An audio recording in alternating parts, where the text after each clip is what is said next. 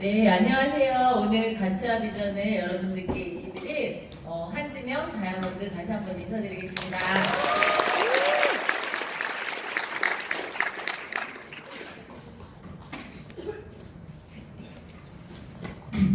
네, 여러분들 가치가 무엇인지 아세요?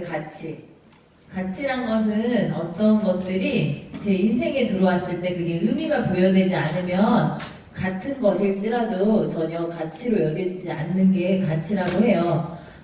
근데 그 가치를 무엇인지를 알게 되는 거는 인간이 할 수 있는 거래요. 인간만이 저 경제적인 무엇인가가, 물질적인 무엇인가가, 아니면은 정신적인 무엇인가가, 그런 것들이 제 인생에 뭔가 의미로 다가왔을 때 그게 가치가 부여된다고 하거든요. 제가 오늘 여러분들께 전해드릴 게 여기는 아메이 미팅 장소잖아요. 그래서 저는 여러분들께 아메이 사업의 가치와 비전에 대해서 오늘 얘기를 드릴 거예요. 하지만 이게 똑같은 아메이일 수 있지만 저에게 들어온 아메이는 어떤 가치로 제 인생에 해석이 됐는지 그것들을 풀어가면서 여러분들께 얘기 드리도록 해보겠습니다.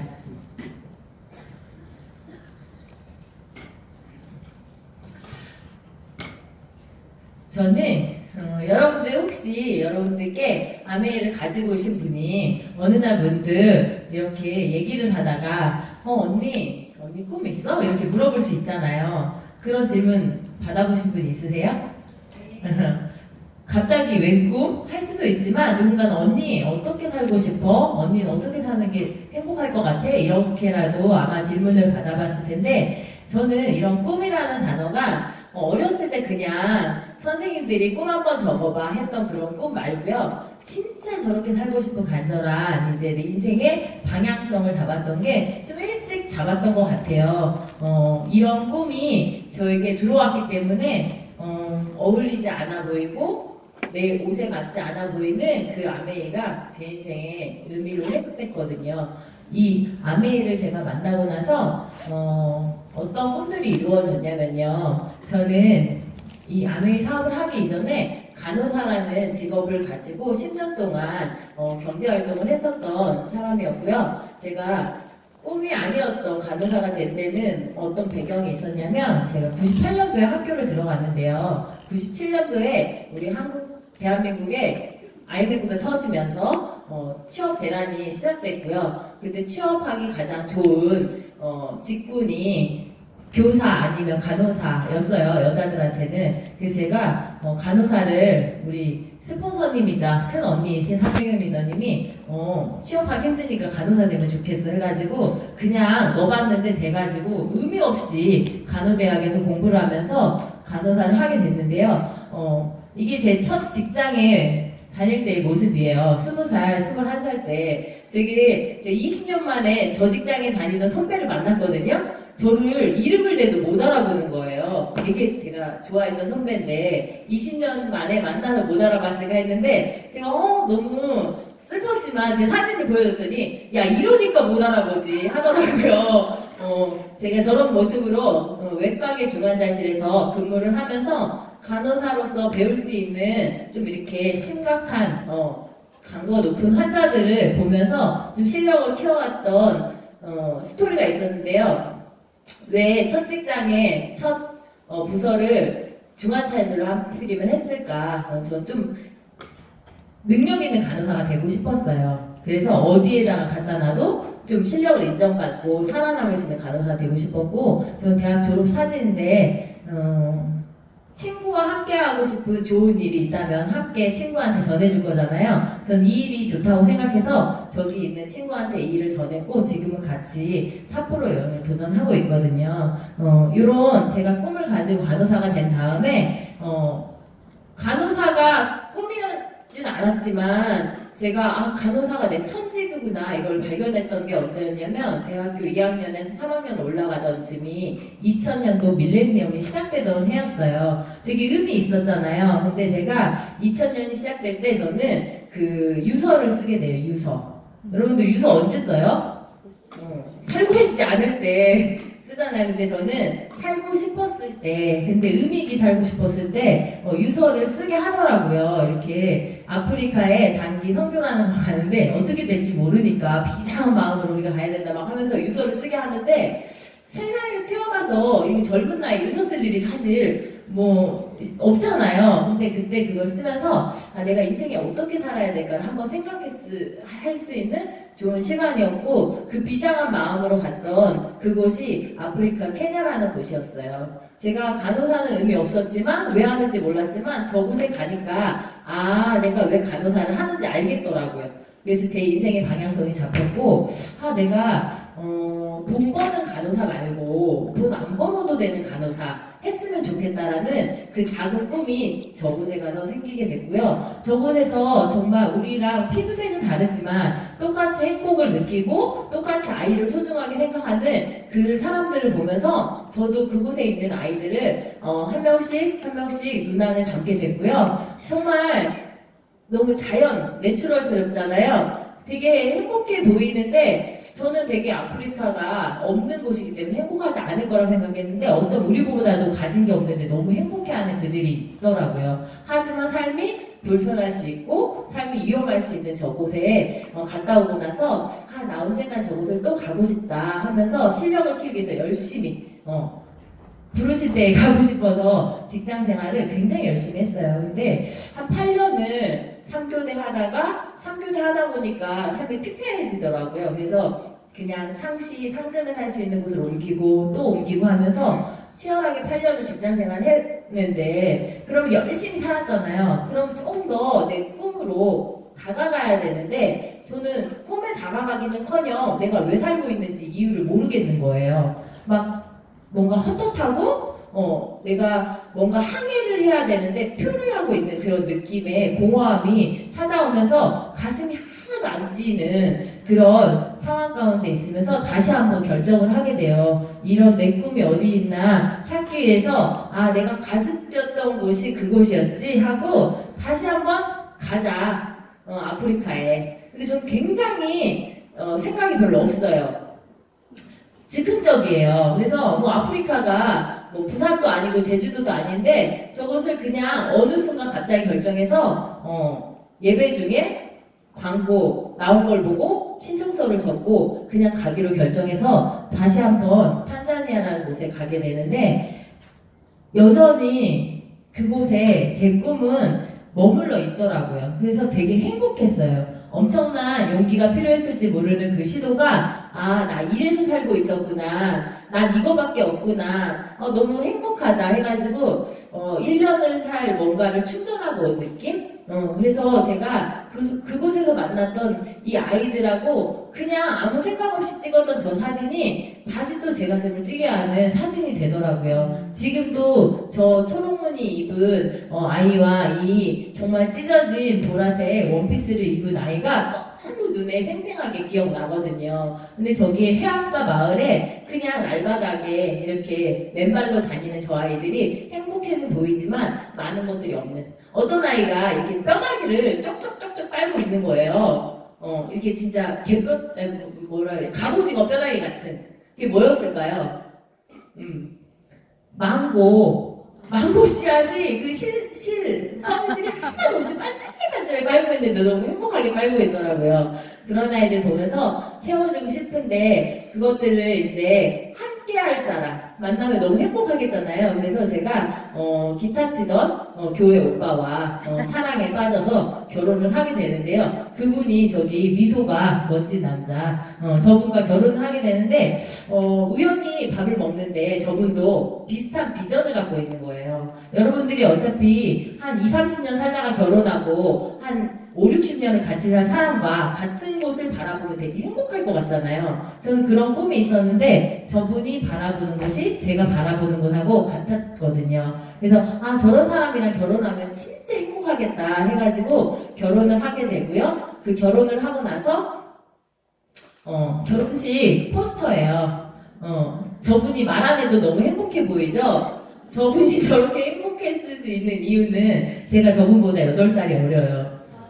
8살이 어린데 저분 눈에는 제가 예뻤겠죠. 그래서 너무 행복하게 결혼을 했고요. 그 결혼하면서 꿈꿨던, 저는 돈 벌지 않아도 되는 간호사, 가치 있게 삶을 사는, 그냥 내 인생 사는 게 꿈이었고, 오빠 꿈이 뭐야? 했더니 오빠는, 이게 이제 교회에서 만났기 때문에 나는 예수님처럼 그 5천 명에게 뭔가를 나눌 수 있는 삶을 사는 비즈니스 선교사가 되는 게 꿈이라고 하는 거예요. 엄청난 꿈이잖아요. 근데 저는 그걸 믿었어요. 아, 저 오빠라면 그렇게 살 수 있을 거야. 그래서 제가 그런 꿈에 동참하고 싶었는데, 저는 아직은 그렇게 되진 않았지만, 이 아메이라는 수단을 통해서 조금씩 제가 살고 싶은 모습으로 한 걸음씩 가고 있거든요. 그래서 제가 그 아메를 통해서 한 걸음씩 다가갔던 모습에,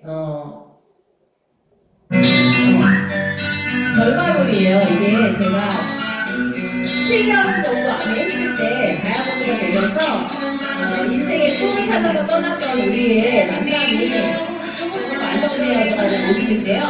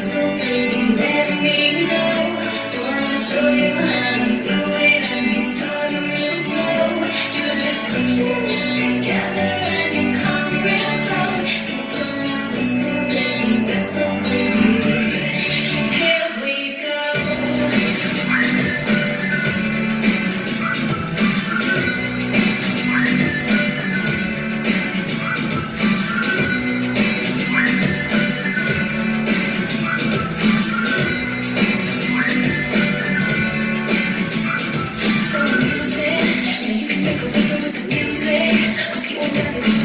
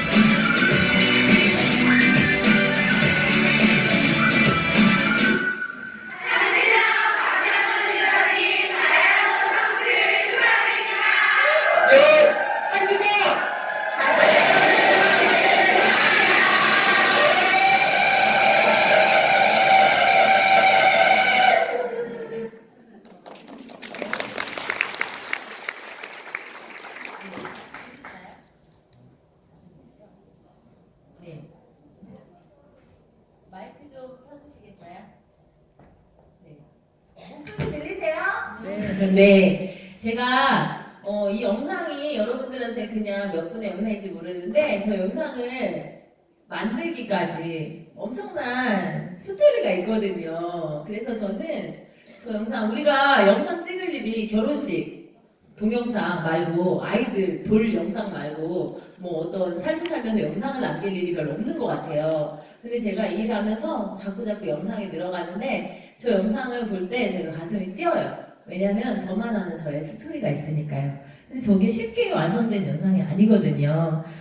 결혼을 해보니까 그 오빠랑 풋풋한 가슴 떨리는 꿈으로 결혼을 했지만 사실 인생이 내 뜻대로 되지 않더라고요. 결혼하고 저는 바로 아이를 가졌고 이제 출산을 하고 집에서 둘이 맞벌이를 하다가 이게 서울 생활에 그냥 외벌이로 바뀌는 순간 그 오빠의 모습이 그 풋풋하고 이렇게 행복해 보였던 아까 해맑은 모습은 사라지고 딱 이 모습으로 바뀌더라고요. 그리고 결혼하면 그렇게 대화가 잘 됐던 그 남편이 집에 없어요. 그 남편이 집에 없고 어디 있냐면 회사에 있어요. 그래서 집에서는 정말 하숙생보다 못할 정도로 짧은 시간을 주무시기만 하고 나가는데 한 새벽 5, 6시에 일어나서 출근을 하시고 출근 시간이 그렇게 오래 걸리지도 않았어요. 저 20분 거리에 회사였거든요. 근데 그 시간에 출근을 하고 집에 들어오면 12시, 1시인데 오빠가 되게 힘들어 보이더라고요. 혼자가 정말 처만 있는 게 아니라 자식이 생겨서 힘들구나. 그랬을 때 오빠가 막 아파하는 거예요. 막 뒷골이 땡긴다 그러고 저랑 8살 차이인데 제가 집에서 애 보고 있는데 41인 오빠는 막 뒷골이 땡긴다 그러고 머리가 아프다 그러고 막 이렇게 하면서 얼굴에서 미소가 사라지는 그 모습을 보면서 어쩌지 하는데 어느 날 그런 일이 있었어요. 회사에서 이제 집에 간대. 집에 나 지금 이제 퇴근해 하는데 안 오더라고요, 집에 안 와. 12시, 1시, 2시가 넘어도 안 와요. 무슨 일이 생겼나 보다 해서 제가 진짜 경찰에 신고를 해야 되나 막 고민하고 있는데 한 4, 5시쯤 들어왔어요. 통화가 됐는데 너무 오다가 피곤해가지고 이렇게 위층에서 내려오다가 보건실에서 잠이 든 거예요. 근데 그 시간들이 저를 되게 많은 생각을 하게 했어요. 그때 이렇게 저는 간호사니까 또 너무 많이 알아서 염려증이 많아요. 큰일 난 거 아니야? 막 이런. 근데 혹시 우리 인생에 생각지도 못했지만 비가 오는 날이 있을 수 있잖아요. 근데 그 비 올 확률이 예측하지 않은 무슨 일이 일어날 확률이 인생의 90%라면 100%라면 모두 다 우산을 준비하지 않겠어요? 근데 제 인생에 그런 일이 안 생기면 좋겠지만 생길 수도 있다면 나는 집에서 애만 지금 젖먹이 애만 보고 있는 내가 그냥 있으면 되나 했을 때 저는 준비해야 된다고 생각했고요. 저는 되게 오래 살고 싶었지만 오래 사는 것이 그냥 꿈 같은 얘기구나를 이게 점검받았던 게 오빠가 7일년 돼지띠예요. 그분이 7일년 돼지띠인데 저한테 이렇게 신문지상에서 점검을 해주더라고요. 오래 사는 것, 100세 넘게 사는 것이 과연 축복이냐 재앙이냐 했을 때 저는 축복처럼 느껴졌던 그 장수가 저희 집에 딱 이렇게 읽어보니까 재앙이더라고요. 왜냐면 저희는 믿을 구석이 없었고요. 둘이 벌지 않으면 사실 소득이 끊겼을 때 2, 3달 6달 버틸 수 있을까? 버틸 수 없는 상황이었거든요. 그랬을 때, 내가 참 위기에 놓여 있구나. 나 근데 노후를 저렇게 재앙처럼 맞이하고 싶진 않았어요. 그리고 지금 열심히 벌고 있는데, 우리 남편은 늦게까지 공부를 해가지고 되게 돈벌이를 늦게 시작했거든요.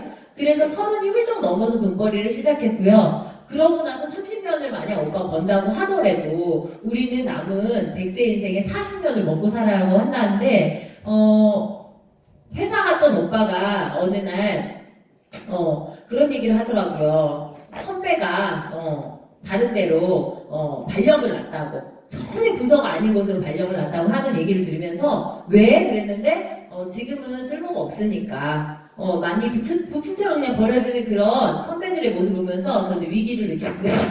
그렇게 진짜 저는 집에 있지만 이렇게 돈 벌러 가는 오빠의 모습들이 진짜 남편의 모습이 힘들어 보였고 제가 어느 날은 저는 시댁도 친정도 막 준비되지 않은 노후를 갖추신 부모님들이 있으셨고요. 결혼하면서부터 시부모님을 자식들이 용돈 들이지 않으면 시부모님이 경제적으로 뭔가 채워지지 않았기 때문에 저희는 부양을 해야만 하는 그 결혼 생활을 시작했어요. 근데 저는 할 수 있겠더라고요. 자식이니까. 근데 제 눈에 이 꼬마아이가 보이는 거예요. 이제 돌밖에 안 된 이 꼬마아이가 30이 됐을 때 그 아이한테 저희 부모님들 살아계실 가능성이 너무 높았고 저희는 이제 경제적으로 끊겨져 있을 그 상황에서 이 아이가 자라서 첫월급을 받으면 저의 삶이 어떻게 되지? 얼마나 많은 입을 먹여 살리기 위해서 제가 힘들까? 그런 생각을 했을 때 끔찍했고요. 그렇게는 하고 싶지 않았어요. 그랬을 때 우리 아이가 컸을 때 그 아들들이 만약 돈벌이를 시작한다면 예를 들어서 그 아이도 아빠처럼 30대까지 예를 들어서 공부를 하고 돈을 벌기 시작하죠. 근데 분명히 아빠처럼 금세 직장에서 필요 없는 사람이 될 건데 그렇게 전성기를 맞이하고 위기를 50대에 맞는다고 하면 정상적인 과정이잖아요. 그랬을 때 그 아이의 무대책기에 혼자만이 자녀만이 아니라 부모까지도 얹어지는 삶은 제가 상상하고 싶지 않았고요. 만약 이 10년에서 15년이 감당할 수 있다면 되겠지만 절대 그건 아니었거든요. 그리고 저는 또 아들을 낳은 다음에 딸을 낳았거든요. 그 딸의 삶도 한번 보고 싶었어요. 그때 제가 이걸 알았는데 딸은 없었지만 지금 저희 딸도 20대까지 열심히 공부해서 취업을 한다고 하더라도 이 친구가 전성기와 위기를 맞이하는 것이 40대 초중반이더라고요. 아마 여기에 여성분들이 내가 40대인데 지금 직장에서 빛을 발하는 분들이 몇이나 있을지 사실 의문이거든요. 그랬을 때 이 아이의 이 무대책기에 제가 얹어지고 싶지는 않았어요. 그게 그냥 다만 말뿐인 것 같았는데요. 어느 프로그램에서 이거를 그대로 영상으로 재현해본 영상이 있거든요. 한번 보실게요. 이용자, 너는 뭐 하고 싶어?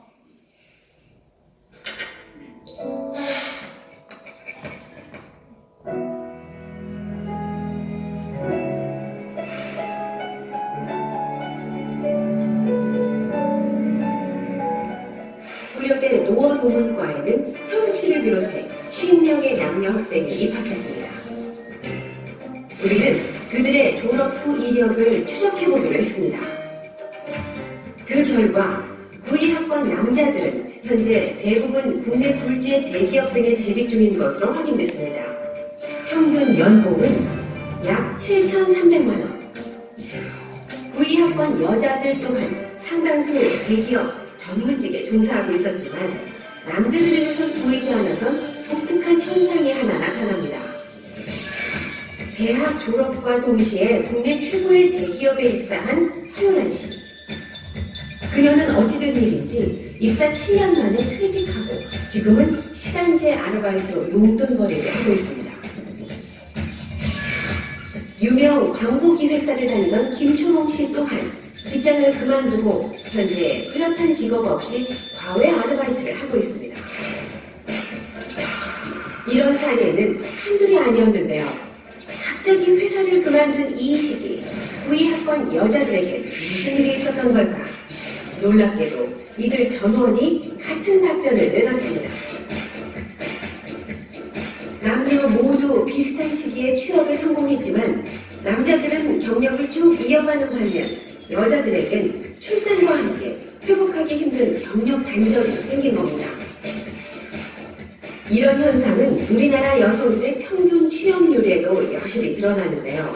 바로 결혼, 출산을 기점으로 거대한 경력 단절이 생기는 M자형 패턴입니다. 밖에 나가서 정말 경쟁적으로 열심히 일하던 엄마가 결국 일을 그만두고 아이에게 몰입했을 때 어떤 현상이 일어날 수 있어요? 그 현상이 결국 헬리콥터가 아니고 출산과 육아 과정에서 자신의 모든 커리어를 포기해야 했던 엄마들은 아이의 성공을 곧 자신의 성공으로 여기는 캥거루맘이 되기도 합니다. 이 캥거루맘들은 40살 전후에 다시 취업 전선으로 내몰립니다. 40대에는 여성이 조금 회복을 합니다. 손이 굉장히 많이 가는 육아기는 끝난 상태고 자녀가 커짐에 따라서 교육비 같은 게 굉장히 많이 들게 되죠.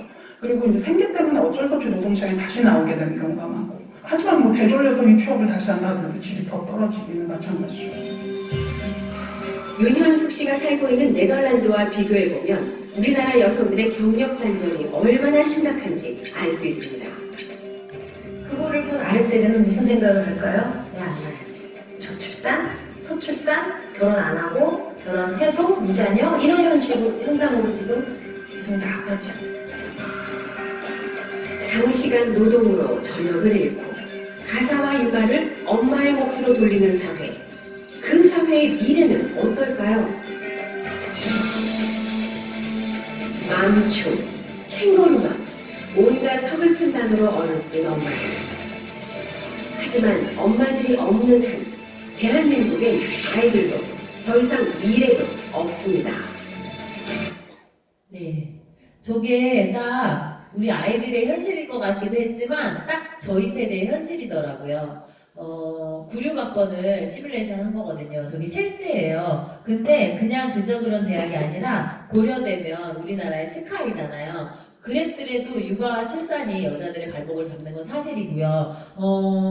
저도 육아를 딱 감당하면서 되게 많은 생각을 했던 것 같아요. 근데 돈을 안 벌 수는 없으니까. 하지만 여자가 육아를 감당하기 때문에 남자들은 계속 직장 생활을 영위할 수 있는 거잖아요. 그랬을 때 이렇게 나는 아이를 키우고 있고 남편도 돈을 버는 시간이 그렇게 길어 보이진 않는데 남편이 40대에 불과 한 10년? 15년밖에는 직장에서 필요한 시간이 아니겠더라고요. 그러면 저는 우리 가정에 10년은 그럼 누가 책임지나 10년 후에는 그럼 우리 뭘 해야 되지 했을 때 무척 고민이 됐고요. 정말 아이를 키우면서도 할 수 있는 뭔가 노후의 준비에 대한 것들을 많이 고민하게 됐어요. 그러던 중에 제가 이제 결혼을 했는데 저희 맏언니이신 한미경 리더님이 이제 동생이 결혼하니까 가장 좋은 거 선물해주고 싶을 거잖아요. 그래서 우리 퀸이라는 그 스탠딩비를 혼수로 주셨거든요. 저는 그게 굉장히 가치 있어 보이지 않았어요. 그냥 스탠 냄비구나. 그래서 거기에다가 제가 이제 얼마나 간호사 10년 하던 사람이 직장 생활로 지쳐있는데 밥을 잘 하겠어요. 그래서 만만한 생선구이를 하려고 딱 얹었더니 어떻게 될게요? 고등어가 찢어지더라고요. 안 떨어져. 그래서 이런 팬이 다 있어. 후라이팬이라는데 후라이팬이 아니더라고요. 그리고 나서 주말에 이제 남편이랑 아침에 우리 후라이 하나 해먹자 했는데 그게 어떻게 됐냐면 긁어야지 떨어지는 후라이가 되는 거예요. 그래서 이런 냄비를 언니는 선물로 줬지 했는데 설거지도 잘 안 되고 무겁고 팔뚝이 빠질 것 같은. 그래서 제가 그거를 이렇게 딱 처박아 놓고 그냥 아주 가벼운 코팅팬을 막 쓰고 있는 중에 언니가 어느 날 저에게 찾아와서 지병아 거기 빵 된다 그러는 거예요. 케이크 된다는 거예요. 그래서 저는 결혼할 때 로망이 시골에서 자라서 그런지 그냥 빵 굽는 여자가 되고 싶었어요. 엄마가 집에서 빵 굽지면 왠지 정말 괜찮은 엄마일 것 같은? 그래서 제가 빵 굽는 게 꿈이었는데 빵이 된다는 거예요. 그래서 언니가 와가지고 빵 굽는 거 알려준다는데 저는 되게 반가웠고요. 그렇게 와서 구워진 첫 번째 빵이 저렇게 단호박 치즈케이크를 그냥 휙 갈아서 뚝딱 하니까 나오는데 너무 맛있는 거예요. 그래서 깜짝 놀랐어요. 그러니까 언니가 오는 것이 반가워지더라고요. 그 반가워지고 자꾸 만나게 되는 그 언니가 우리 집에 방문하는 걸 통해서 저에게 그런 아까 말했던 지명아 너 그 결혼할 때 꿈이 있었잖아. 너 남편이랑 그렇게 살고 싶은 모습이 있었다며. 이거를 한 번씩 이렇게 터치를 하는데 맞아. 근데 지금 나는 어떠냐면 이제 젖먹이 아이를 집에서 정말 치열하게 키우고 있는 이제 갓 100일 된 아이. 5개월 된 아이를 키우고 있는 그냥 주부였거든요. 맹주부. 그것도 너무 버거운. 그랬을 때, 맞아. 나 꿈은 있긴 하지만 지금 나는 어떻게 할 수가 없는데 하는데 그때 언니가 용기 내서 저를 이런 곳에 초대를 하게 돼요. 그랬을 때 제가 이곳에 너무 알았어 언니 나 진짜 잘 가볼게 할 수 있는 그런 동생은 아니었어요. 되게 말 안 듣는 이유가 많은 핑계거리가 많은 동생이었거든요. 그랬는데 답답을 하니까 그냥 한번 애 들쳐업고 기저귀가만 들쳐업고 가보지 해서 제가 아기를 띠에 안고 기저귀를 내고 딱 집을 나서는데 옥수같이 비가 오더라고요. 그러니까 안 와도 될 이유가 너무 충분한 날에 저는 이곳에 왔고요. 이곳에 왔을 때 이 비가 많이 오는 이날 이 사람들이 여기 왜 와서 앉아있지? 정말 저는 거의 끝날 때쯤 도착한 그곳이 충격적이었어요. 그래서 나만 모르는 뭔가 있나 봐 해가지고 제가 그날 결정한 게 이곳에 그냥 한번 와보자. 어차피 쉬고 있으니까 한 달에 한 번이라는데 한번 와보자. 했을 때 그곳에 처음 만나던 어떤 분이 리더님 이렇게 애까지 들쳐오고 쉽지 않게 왔는데 이곳에 36번 3년이라는 시간이죠. 쉽지 않지만 그래봤자 36번인 거예요. 그 시간을 그냥 이곳에 개근을 해보시라고 그러면 어느 정도의 핀이 된다는 얘기를 해주시더라고요. 그래서 제가 그냥 한번 와봤어요. 와보기를 결정하고 한 번, 두 번 그게 쌓여가면서 제가 조금씩 바뀌어가기 시작하더라고요.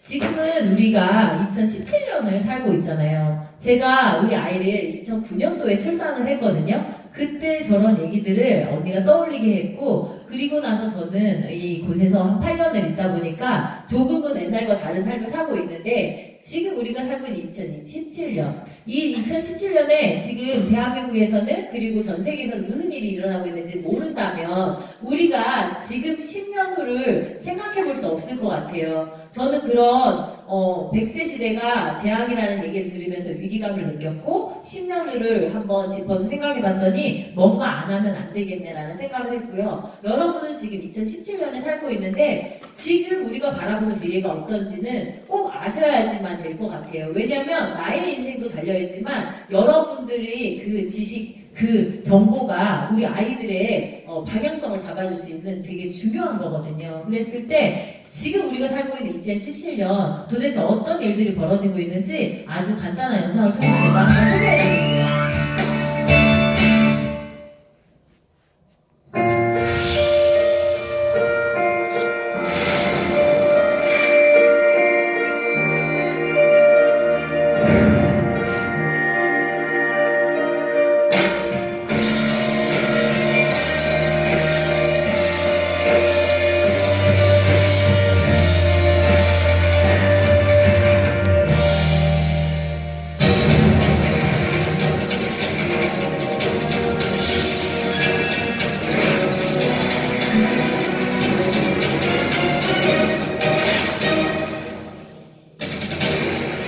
About 2 billion jobs going away.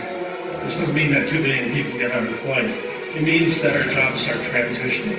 We're transitioning them at a faster pace than ever before in history.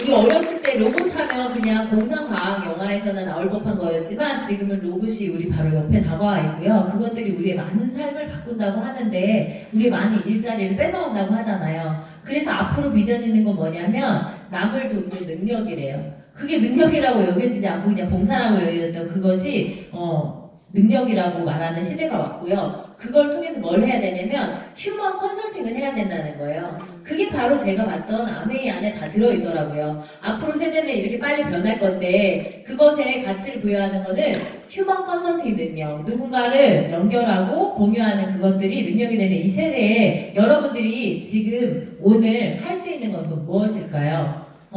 우리가 지금 앞으로 내가 무엇을 할 수 있을지를 모른다면 앞으로 내 미래의 모습은 그려질 수 없는 거잖아요. 그랬을 때 조금은 우리 옆집 엄마 얘기 듣지 마시고요. 그냥 정말 공신력 있는 누군가의 얘기를 들어야 될 때인 것 같고, 저는 이분이 부자 아빠 가난 아빠를 쓰신 이분이 하는 그냥 이 말, 경제적 자유를 저도 원했고요. 그렇다면 네트워크 마케팅을 하라고 하는 이 말을 그냥 믿어보기로 결정을 했어요. 그래서 제가 그냥 있던 물에서 다른 물로 옮겨가는 것이 용기가 필요하고 쉽지는 않았지만 그냥 한번 해보지 뭐 했을 때 이걸 가지고 저희 언니가 찾아왔죠. 혼자는 도저히 안 되겠더라고요. 그치만 먼저 가본 분이 지름길을 알려준다고 내 손만 붙잡고 오라고 했을 때 저는 그게 굉장히 든든했고요. 그때 해주셨던 얘기가 지금 한국 아베는 지속적인 성장을 하고 있어. 지금 안정적인 성장을 하고 있어. 그렇기 때문에 비전이 있다고 말해줬던 그 말이 믿어졌고요. 지금뿐만 아니라 지금 2016, 17년도에 앞으로도 그냥 향후 1, 2년이 아니라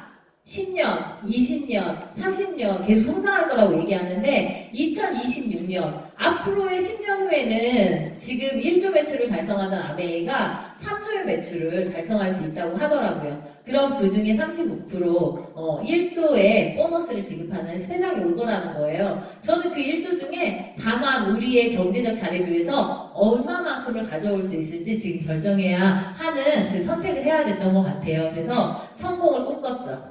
이런 성공을 불끈하고 꿈꾸는데 그게 어떤 저의 성공이었냐면요. 진짜 우리 자유롭게 살고 싶은 마음. 정말 그냥 내가 하고 싶은 거 다 하는 거 말고 하기 싫은 거를 안 할 수 있는 그 선택의 자유를 저는 찾고 싶었고요. 그 다음에 정말 자식으로서 노릇하고 싶고 엄마로서 노릇하고 싶고 아내로서 노릇하고 싶고 그냥 나답게 살고 싶고 그런 가족을 챙길 수 있는 삶을 살고 싶었어요. 그런 게 바로 성공이라고 생각했고 그리고 그냥 오늘 말고요. 오늘 행복한 거 말고 앞으로도 내일도 행복했으면 좋겠고 나만 행복한 거 말고 남도 행복할 수 있는 그 여지가 있는 희망이 있는 삶이 저는 성공이라는 생각을 했고요. 정말 어떤 것이 보상일까 생각했을 때 그냥 제가 100을 했다면 100을 한 것만큼 주면은 그냥 정당한 거잖아요. 근데 100을 했는데 90을 주잖아요? 그러면 그건 불합리한 거예요. 불만이 가득하겠죠. 근데 100을 했는데 110을 줘. 그럼 굉장히 만족한 보상이거든요. 제가 이걸 통해서 느꼈던 보상은 항상 100보다 더 주는 내가 이만큼까지 아는데 왜 이렇게 많이 나를 존중해주지? 나를 이렇게 행복하게 해주지 하는 보상들이 이 안에 있는 걸 통해서 저는 이 모든 가치들이 실현되는 이걸 만나게 됐고요. 이 아메이 여러분들 정말 친근한 단어이세요? 모르시지는 않겠지만 이게 처음에 왔을 때 여러분들한테 아마 이런 깜짝 놀랄 암적인 존재 같은 뭔가 부담스러운 괜히 얘기 꺼내면 눈을 피하고 싶은 단어였을 수도 있어요. 근데 이거는 아메리칸 A라고 미국에서 기회를 주는 기업으로 시작한 회사였고요. 저에게는 이게 꿈으로 가는 길이 해석되는 아메이가 됐어요. 이 아메이를 제가 소개해드리는데 이게 어떤 가치가 있어야지 우리에게 좋은 사업으로 다가오냐면요. 일단은 회사를 믿을 수 있어야 되고요. 그 다음에 여기에서 우리가 취급할 수 있는 아이템, 제품을 우리가 탁월한 제품이라고 인정해야 되고요. 여기 경제적 자립을 통해서 자유한 삶을 살게 하기 때문에 돈이 되는 시스템을 제대로 갖춰야만 해요. 이 좋은 사업이 되는 조건 중에 회사를 먼저 보면요. 일단 회사를 경영하는 경영자들이 올바른 생각을 가지고 있어야 되고, 재무적으로 안전해야 되고, 의리하면 광주죠. 의리가 있어야 되고요. 경영자도 믿을 수 있고, 항상 나만 좋다고 우리 집에서만 인정하는 거 말고, 밖에서도 너네 괜찮다고 인정해주는 대외적인 인정이 있어야 되는데요. 이 회사가 항상 이런 가치를 추구하거든요. 누군가를 더 돕고 그 더 나은 삶을 함께 살아야 된다는 가치를 가지고 그 보상의 4가지를 모토로 달려가는 회사인데요. 이 회사는 실제로 여기 이제 미시건 에이다에 있는데요. 저희는 다이아몬드가 되니까 저기가 가깝지 않은데 초대를 해주더라고요. 그래서 그 현장을 직접 볼 수 있는 기회도 제가 가져봤고요. 저 꿈의 도시인 것 같아요. 제가 생각했을 때. 저기는 어디냐면 창업자분들의 고향이라고 할 수 있는 미시건주에 있는 그랜드 레피즈라는 도시인데요. 저 도시가 어떤 의식이 똑바로 된 부자 가문을 통해서 세워진 도시거든요. 이 도시를 저는 되게 가고 싶었는데 가보니까 정말 가슴이 설레었고요. 아메이 수단이 아니었으면 그런 진짜 꿈의 도시? 누군가를 나누는 것이 어떻게 바람직하게 나눠지는지 그거를 볼 수 있는 진짜 저게 프로그램 명이 한국에 없는 부자를 찾아서라는 다큐멘터리였는데요. 그런 부자를 찾아가다 보니까 아메이 창업자가 세운 도시를 찾아가게 됐었거든요. 여러분들도 한 번쯤은 영상으로나마 찾아볼 수 있고 밟았으면 좋겠고요. 그곳에 직접 가봤더니 그 아메이가 소유한 호텔이 있어요. 되게 오래된 고풍 있는 호텔인데 다이아몬드가 됐다고 그 호텔에서 저희를 묵게 해주더라고요. 이곳에 가가지고 저 되게 행복했고요. 아메이라는 회사는 사실 초일류 기업이다 하는데 이거는 데이터로 나와 있는 건데요. 제가 이게 좀 됐지만 왜 보여드리냐면 1위 랭킹 1위에 아메이가 있고요. 랭킹 2위에는 어떤 회사가 있냐면 에이본이라는 회사가 있어요. 에이본이라는 회사는 사실 아메이보다 더 오랫동안 저 직접 판매 회사로 1위를 달리던 회사였거든요. 근데 저게 2013년 자료인데요. 2013년에 이 에이본이 1위에서 2위로 떨어지면서 어떤 일이 일어났냐면요. 이 의리를 깨버리는 일이 발생하게 되죠. 한국 아메이는 전 세계에 이렇게 100여 개의 국가 및 지역에 들어가 있는데요. 이 아메이가 단 한 곳에서도 사실 철수하지 않고 이 의리를 지켜가면서 그 꿈을 갖고 그거를 삶으로 바꿔보고 싶은 사람들에게 약속을 지키는 회사인데요. 에이본이라는 회사가 아까 2013년도에 그런 위기를 맞이하면서 2012년도에 한국의 영업을 철수하기로 결정해요. 저건 어떤 결정이냐면요. 이 아메이로 발생된 영속 가능성 있는 소득을 마련했는데 그걸 다 마련해 놨더니만 우리 거기서 이익 안 난다. 이제 철수하는 거예요. 그러면 정말 모래성 쌓아졌던 것이 확 무너지는 느낌? 근데 한번 기회 주라고 해도 기회 주지 않고 그냥 철수하는 그런 회사였고요. 그렇기 때문에 여러분들이 지금 로버트 기요사키가 말하는 네트워크 마케팅이 비전이기는 하나 어떤 믿을 만한 의리 있는 회사랑 손잡아야 될지는 여러분들이 잘 판단하셔야 된다는 거죠. 이런 분들이 창업을 했고요. 사실 두 분이 닮았죠. 대를 이어서 동업을 할 수 있는 회사. 그것이 바로 이 회사의 가치인데 우리나라는 사실 같은 가문에서도 싸움을 하잖아요. 그 회장님은요, 우리만 인정하는 것이 아니라 미국의 300만여 개의 기업을 대표하는 그 수당을 했었고요. 대를 이어서도 했거든요. 그리고 이렇게 국가의 대표이신 대통령을 만날 때도 그분이 항상 그 경제인으로 대표로 항상 참석을 하는 분이시고요. 제품에 대해서는 여러분들도 잘 알겠지만 제가 이 제품 하나만은 얘기를 꼭 하고 싶은데요. 뉴트라이트라는 브랜드가 있어요. 이 뉴트라이트의 더블X가 우리의 손상된 세포를 복구시킨다는 발표가 나왔는데요. 이건 임상 결과이기 때문에 누구나 얘기할 수 있는 DNA의 손상도를 회복시킨다는 얘기를 하는데요. 이거는 100세 시대에 진짜 건강 수명을 지켜나가는데 필요한 데이터인 것 같아요. 그거를 눈으로 보여주는 과학적인 자료가 우리가 뉴트라이트의 연구소 캘리포니아 갔더니 이렇게 나와 있더라고요. 우리가 비타민 먹고 살잖아요. 요즘은 다.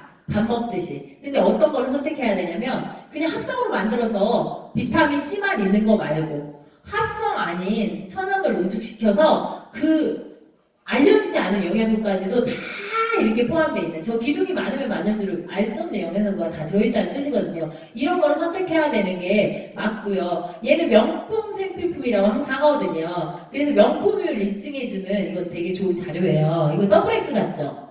근데 더블X가 아니나요? 이거는 이마트에서 트리플X라고 우리 모든 명품에는 짝퉁이 있잖아요. 그렇게 정말 우리 모양은 같지만 어떤 거를 담겨진 게 다르겠죠. 그리고 돈이 되는 시스템을 얘기해보면요. 이 생필품들을 어떻게 똑똑하게 쓰느냐에 따라서 사실 우리 가정의 경제에 정말 물꼬가 트일 수 있는데요. 어차피 필요해서 구매하고 재구매를 하는 이 우리 소비의 채널을요.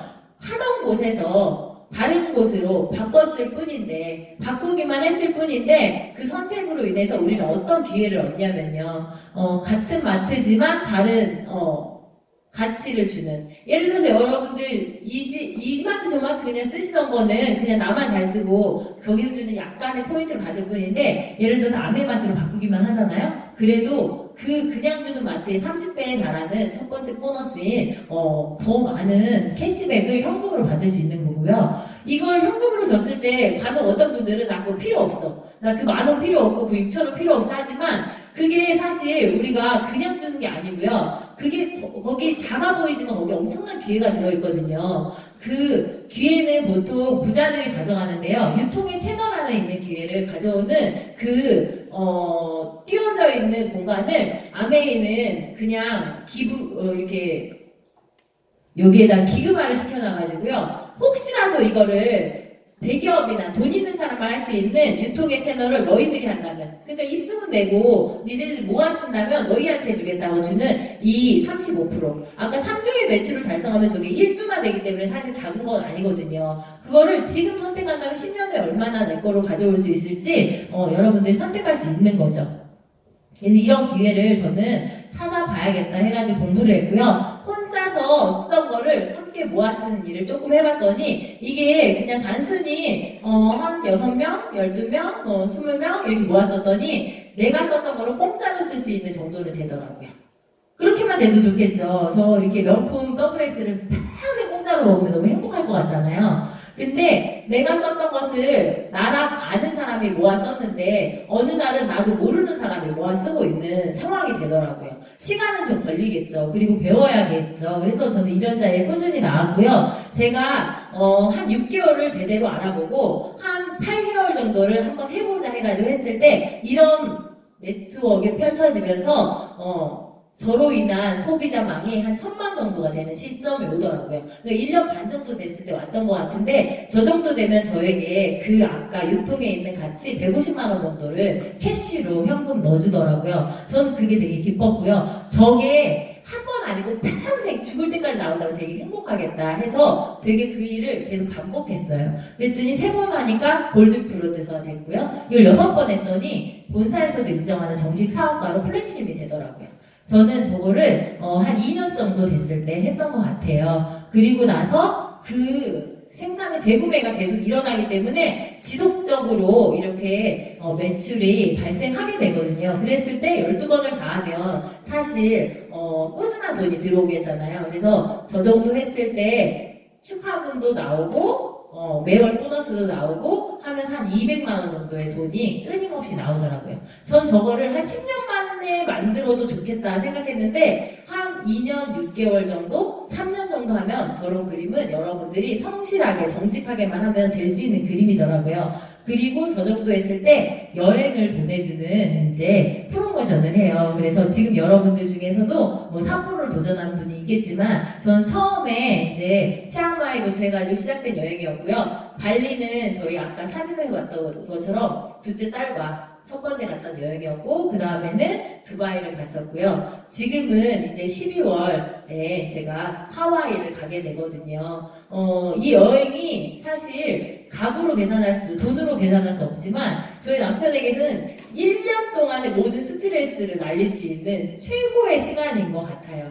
너무 쪄들어 있는 그 직장 생활에서 정말 탈피할 수 있는 시간. 그래서 그거를 남편과 함께 부부 여행으로 갈 수 있는 지금 여행이 기다리고 있고, 지금부터 하면은 내년에 삿포로를 또 가는 여행이 아메에서 보상으로 항상 주어져 있는데, 삿포로는 또 의미 있는 게 남편하고만 말고 우리 소중한 아이들과 함께하는 칠드런 여행으로 준비가 돼 있어요. 이렇게 해서 저도 해봤지만 저만 한 걸로 끝나지 않고 제가 이 비전을 알려주고 이 꿈을 같이 나누고 싶은 사람하고 연결돼서 그들에게 기회를 주고 그들도 이 시스템을 활용해서 배우고 성장을 했더니 2명을 성장시키면 사파이어라고 하는데요. 저는 저게 되기가 되게 쉽지 않았던 것 같아요. 그래서 제가 한 4년 만에 사파이어가 됐고, 그때부터 아까 처음에 제가 꿈꿨던 그 꿈으로 가는 길을 시도하기 시작했어요. 내가 평생 나갈 수는 없지만 단 1년에 일주일이라도 나에게 시간을 선물하자. 나에게 시간을 선물하자. 내가 진짜 하고 싶은 일 다 떠나서 나 한지명이 하고 싶은 일 하고 싶어가지고 제가 사파이어 정도 되니까 그 시간을 저에게 선물할 수 있는 기회가 왔고요. 그게 조금 이따가 얘기 드리는 이제 의료 돈 벌지 않는 간호사의 일을 하게 되는 첫걸음이 됐던 것 같고요. 그 다음에 제가 그 2팀 말고 3팀을 만들었을 때는 에메랄드라는 핀이 되고요. 저 정도 소득이 되는데 에메랄드 낼 때는 사실 5년이 걸렸거든요. 5년이 걸리고 그 다음에 6팀을 만드는 게 다이아몬드예요. 그리고 에메랄드가 5년 걸렸으면 다이아몬드 10년 걸려야지 사실 플러스 되는 게 맞잖아요. 근데 제가 5년 만에 에메랄드, 6년 차에 다이아몬드가 1년 만에 되더라고요. 왜냐하면 이게 이제 저는 프로가 돼가고 있고 시스템을 활용하는 능력이 커졌기 때문이었던 것 같더라고요. 그래서 제가 한 6년, 7년 차 됐을 때 다이아몬드를 성취했고요. 그게 저에게 정말 끊임없는 소득을 가져다주는 일이었어요. 이렇게 앞으로 다이아몬드가 끝이 아니라 더 지속 가능한 성장이 가능한 데는 아메이 사업이 갖고 있는 비전인데요. 그거를 누가 가질 수 있냐면요. 일단은 먼저 꿈을 꿔야 돼요. 성공을. 어떤 성공인지는 본인이 결정하겠지만 그런 모든 사람한테 아메이는 자기의 사업을 할 수 있는 기회를 주는데요. 이게 돈을 요구하지 않고요. 점포를 요구하지 않아요. 그래서 무점포, 무자본으로 할 수 있는 일인데 이 사업이 돼야 되잖아요. 될 수밖에 없는 거는 써도 또 써야 되는 생필품이 명품으로 준비되어 있고요. 이게 항상 또 신제품이 나오죠. 이번에도 드라이브라는 신제품이 나왔잖아요. 그리고 저만 쓸 줄 알았는데 정말 쓰고 싶어 하는 사람들이 연결이 되더라고요. 그래서 회원이 증가되면서 아까 보셨던 것처럼 이렇게 확장이 될 수밖에 없는 구조더라고요. 그래서 이 확장되는 구조로 아메이는 어떤 수입이 저희에게 주어지냐면 무한 가능한 성장. 선택을 한다면요. 멈추고 싶으면 멈출 수 있지만 선택을 하면 무한 가능한 성장이 있어서 한계가 없는 수입을 여러분들에게 선물로 줄 수 있고요. 이게 저도 충격적이었는데요. 상속이 된다는 거예요. 애기한테 짐이 되고 싶지 않았는데 부자가 아닌 내가 상속을 해줄 수 있는 기회는 요거밖에 없겠더라고요. 유산을 물려줄 수 있는. 그래서 대를 이은 가치를 상속할 수 있고요. 이 지속 가능한 수입이 무슨 일을 할 수 있게 하냐면 지속 가능한 나눔을 할 수 있는 원동력에 대해서 저는 이게 되게 가치 있는 것 같아요. 제가 처음에 제 꿈으로 시작했잖아요. 저는 그렇게 살고 싶은 게 꿈이었는데요. 그 꿈 때문에 이거는 재작년에 네팔이라는 곳에 가가지고 의료 봉사를 했었던 거고요. 여기서 만난 이 아이들도 저는 지금 가슴에 품고 있고 올해는 이건 필리핀에 가가지고 만난 아이들이에요. 필리핀에 가서 이런 아픈 사람들 정말 치료해주고 왔는데요. 이 곡반 안에 들어있는 게 고름이에요, 고름. 어떤 환자가 여기가 부어가지고 왔는데 정말 한 800cc 정도의 고름이 나오더라고요. 안 그랬으면 어쩌면 생명에 지장이 있었겠죠. 그리고 이 여자 소녀아이는 그날 저희가 옮겼으면 못 받았을 소녀인데 기름을 온몸 이렇게 다리 엎은 거예요. 근데 다행히 저희가 치료해주고 한 달이 되니까 세살이 되게 많이 다 차올라 있더라고요. 그리고 제가 기억에 남는 이 꼬마 아이는요, 이렇게 눈에 전기가 생겨가지고 이 아이가 되게 의기소침해 있는 거예요. 눈도 안 마주치고. 근데 이 아이를 치료해주고 한 달 후에 사진을 보내했는데 난 얘가 이렇게 미소 지을 수 있는 애인지 몰랐거든요. 그러니까 어떤 누군가의 손길 때문에 어떤 아이의 자아상이 바뀔 수 있는 의미 있는 일이더라고요. 네. 그래서 제가 정말 이렇게 처음에 2000년도를 시작해서 케냐, 탄자니아, 캄보디아, 스리랑카, 네팔 그리고 필리핀을 통해서 제가 한 걸음 한 걸음 나가고 있고요. 앞으로는 제가 어떤 걸음을 걸을지 사실 무척 기대되고요. 저에게 꿈을 주신 선생님들이 있거든요. 그곳에서 여러분 손을 잡아주신 그분과 함께 여러분들도 용기 내셨으면 좋겠고요. 다음에 저희 컴패션 통해서 이제 또 나눔의 가치를 얘기해 주실 그 리더님 통해서 여러분들이 진짜 나 혼자만 아니고 함께 세상을 아름답게 만들어가는 그 걸음들 좀 나가셨으면 좋겠습니다. 열심히 들어주셔서 감사하고요. 다음에 더 성장하는 모습으로 찾아뵙겠습니다. 감사합니다.